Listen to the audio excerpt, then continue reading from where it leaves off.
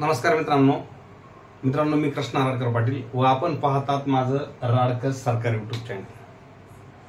मित्रांनो, आज आपण पगारवाढीच्या बरोबर कुठेतरी आपल्या एसटी कर्मचाऱ्यांशी संलग्न असणाऱ्या विषयावर म्हणजे एसटी कर्मचाऱ्यांची हक्काची जिव्हाळ्याची जी काही बँक आहे त्या बँकेमध्ये चाललेल्या घडामोडीबद्दल थोडक्यात चर्चा करणार आहोत। मित्रांनो, येणाऱ्या 19 तारखेला भंडारा या ठिकाणी बँकेची जी काही बैठक किंवा मीटिंग ठेवलेली त्या मीटिंगमध्ये बँकेच्या संचालकाच्या माध्यमातून काही प्रस्ताव मांडण्यात येणार आहेत आणि ते जे प्रस्ताव आहेत ते प्रस्ताव बँकेचे जे काही सभासद आहेत यांच्या मतानुसार किंवा त्यांच्या मताच्या जोरावर ते मंजूर करून बँकेचे जे काही नियम आहेत हे नियमामध्ये बदल करून आता काही गोष्टी करणार आहेत असं विरोधक सांगत आहेत।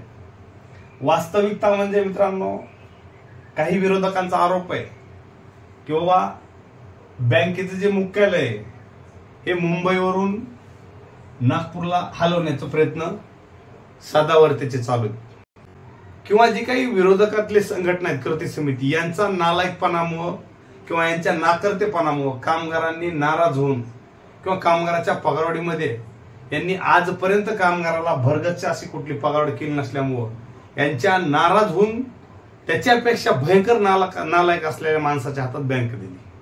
खरं तर एसटीचा आणि अर्थार्थी सदावर्तीचा कुठलाही संबंध नव्हता, परंतु अचानकपणे एखाद्या संपामध्ये वकील म्हणून आलेल्या माणसानं कर्मचाऱ्याला भावनिक करून देवेंद्र फडणवीसच्या माध्यमातून नको तितका भरकटल्यासारखा एसटीचा संप 6 महिने लांबवला आणि लांबवला, परंतु त्या संपामधून 1 रुपया सुद्धा मिळवून दिला नाही।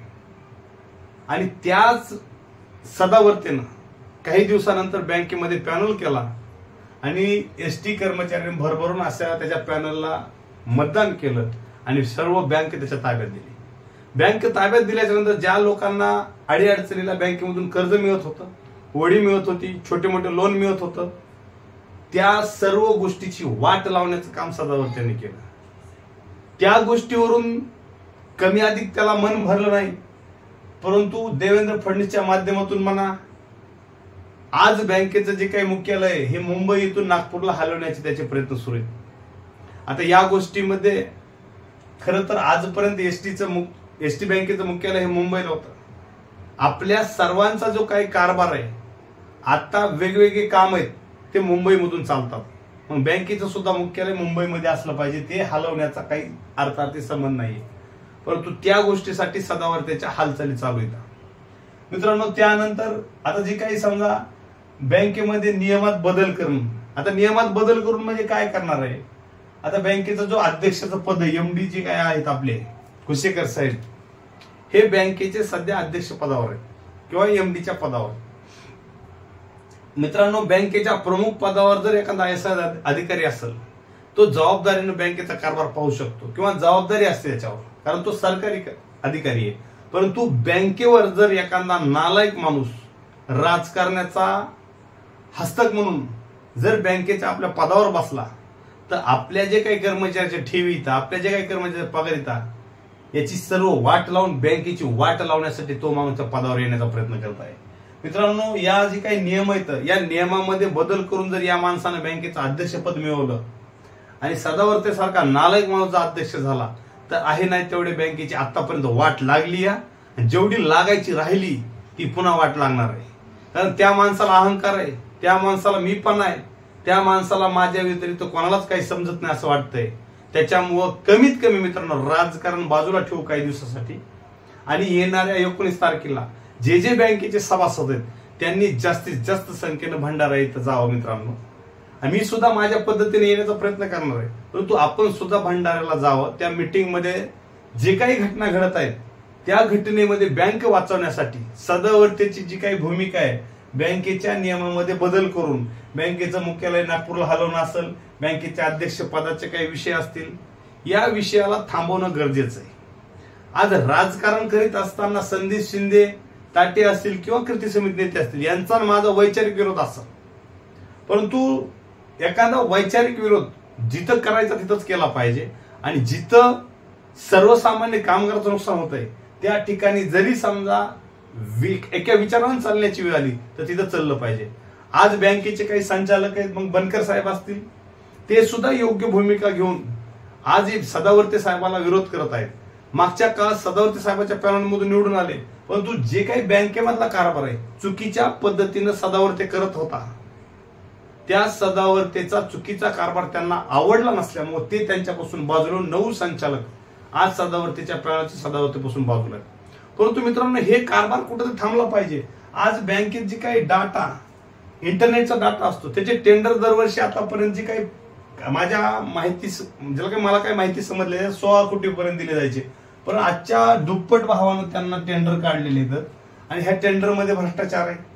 बाहेरील सभासद, आतापर्यंत एसटीचे जे काही कर्मचारी तेच त्या बँकेत सभासद होते, परंतु आता बाहेरचे सभासद करायचे आणि बाहेरचे सभासद करून या बाहेरच्या सभासदांना, मित्रांनो, एकदा सभासद झाला की मतदान झालं, त्या माणसाला मतदान करता येतं आणि दुसरी गोष्ट त्याला लोन उचलता येतं. आणि लोन उचलता आलं तर बाहेरच्या सभासदांचं लोन वसुली कोण करणार आहे?